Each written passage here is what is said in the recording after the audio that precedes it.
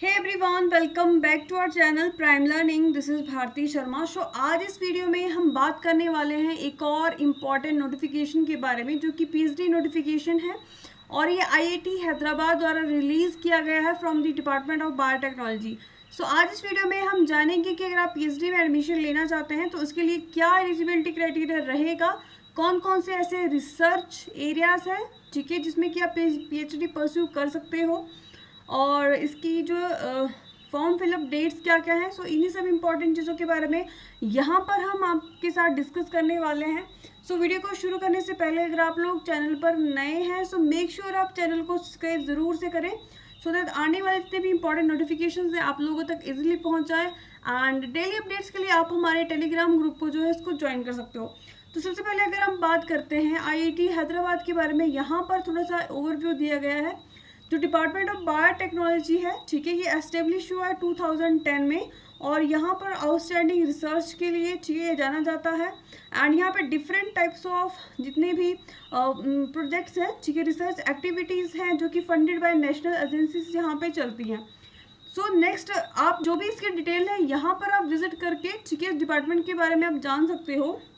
यहाँ पर अगर हम रिसर्च एरिया की बात करते हैं कि जो रिसर्च एरिया जो भी ओपन हुए हैं फॉर दी सितंबर 2025 राउंड के लिए, तो यहाँ पर जो है सबसे पहले हम बात करते हैं computational genomics and transcriptomics, AI for precious medicine, radio genomics, image processing, predictive biomarkers in cancer, neurogenerative disorder, epigenomics, genome and wide drugs and CRISPR screen. इन सब जो है एरिया में आप पीएचडी के लिए अप्लाई कर सकते हो, ठीक है।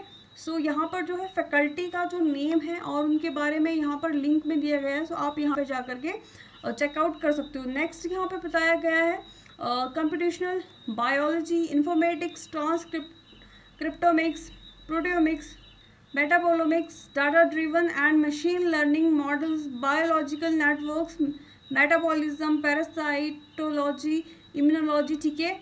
इन सब एरियाज में आप पीएचडी परस्यू कर सकते हो under the doctor Abhishek Subramaniam. And next is your epigenetics and DNA repair, enzyme engineering for active pharmaceutical ingredient synthesis, drug inhibitor design, vaccine design, x ray crystallography, bio physics and biochemistry, computational biology, phase separation of macromolecules under professor Raja Kumara, ठीक है जी।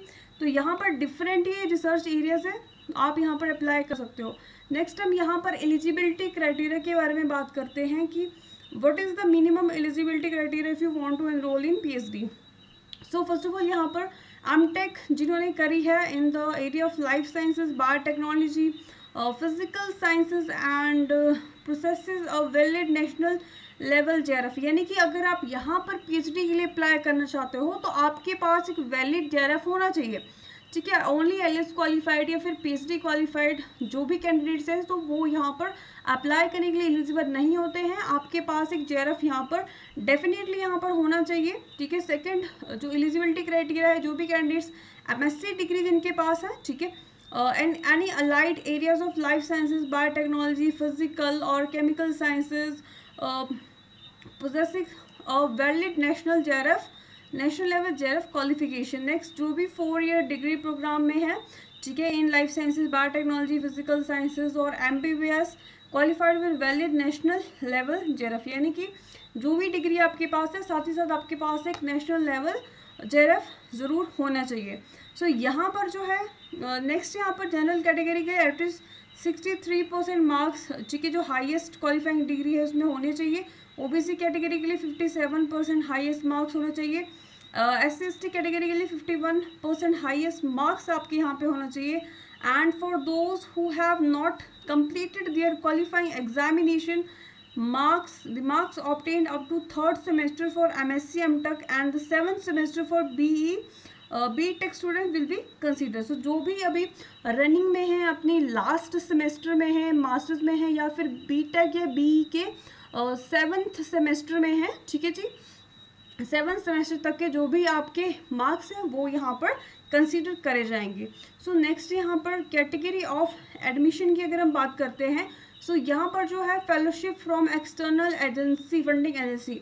So candidate के पास एक valid CSA, net JRF, UGC net JRF, ICMR JRF या DBT JRF या फिर category 1 award और any other equivalent national level qualification for research fellowship यानी कि DST इंस्पायर फेलोशिप होनी चाहिए। ठीक है, अगर आप यहाँ पर अप्लाई करते हो, ठीक है, तो आपको पास एक वैलिड JRF होना चाहिए। This is examination is only for the candidate with a valid fellowship और JRF। ठीक है, यहाँ पर क्लियरली मेंशन करा गया है कि अगर आपके पास JRF है तभी आप यहाँ पर अप्लाई कर सकते हो। कोई भी गेट स्कोर जो है, गेट क्वालिफाइड स्टूडेंट है, ठीक है, वो यहाँ पर अप्लाई या एलिजिबल नहीं होते हैं, सो वो यहाँ पर अप्लाई नहीं कर सकते। This round is only for जो भी अभी एडमिशन्स ओपन हुए हैं, ये उन कैंडिडेट्स के लिए ओपन हुए हैं जो कि नेशनल लेवल JRF जिनके पास है।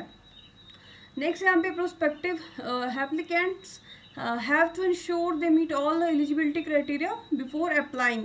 Shortlisted criteria usually higher than the minimum eligibility criteria, and the department reserve the right to set all this set of cut-off criteria for shortlisting the candidates. ठीक है, selection procedure यहाँ पर दिया है। Candidate will be shortlisted according to their criteria set by the shortlisting committee and call for an interview subsequently. Selection to the PhD program will be based upon performance and interview.